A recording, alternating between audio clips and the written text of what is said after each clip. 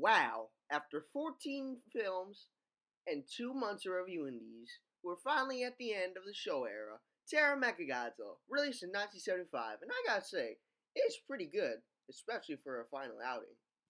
After a pretty lengthy recap of the last film, we see a submarine looking for Mechagodzilla's parts when all of a sudden, a monster named Titanosaurus, the last monster to be introduced in this era, attacks the submarine and destroys it. Interpol agents try to track where Titanosaurus came from, but thankfully, with the assistance of marine biologist Akira Ichinose, whose actor also played Goro in vs. Megalon, they trace it back to an old scientist named Shinzo Mifune, played by Akihiko Hirata in his final role in the Godzilla series.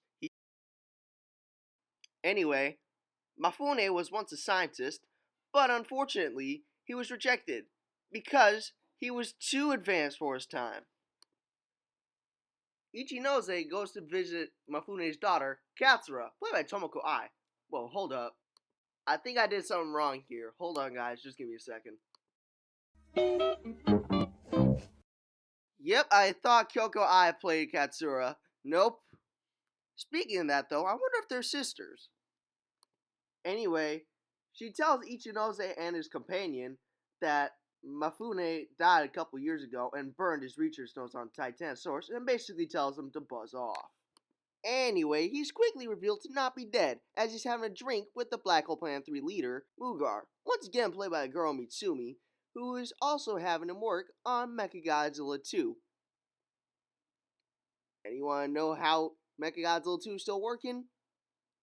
Well, we cut to flashback of poor Katsura working on an experiment with her father, and then she gets fried. So, she gets turned into a cyborg.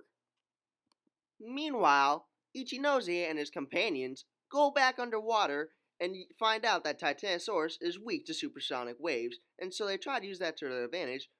But Titanosaurus, under Katsura's control, destroys the oscillator, forcing the submarine to surface.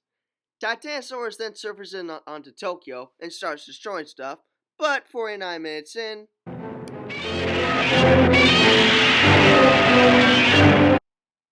as the two monsters fight, Katsura accidentally gets shot by one of the cops, sending Titanosaurus to retreat. Katsura's operating on and, whoa, isn't this movie supposed to be rated G? I don't want to see no titties, bro.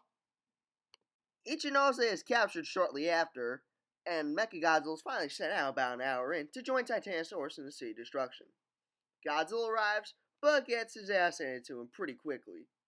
At the same time, our humans build a supersonic wave oscillator, which they shoot deep into Titanosaurus' neck, causing him immense agony, allowing Godzilla to focus his attention on Mechagodzilla. The aliens shoot Shinzo, but are wiped out by Godzilla, while Katsura shoots herself in Ichinose's arms. This gives Godzilla a chance to bury Mechagodzilla under a pile of rocks, and killing Titanosaurus shortly after. As the humans lay Katsura to rest, Godzilla walks out for the final time. Overall, monster scenes are good, and it actually concludes the series pretty well. Overall, I'm gonna give this one a 9 out of 10. It's pretty good.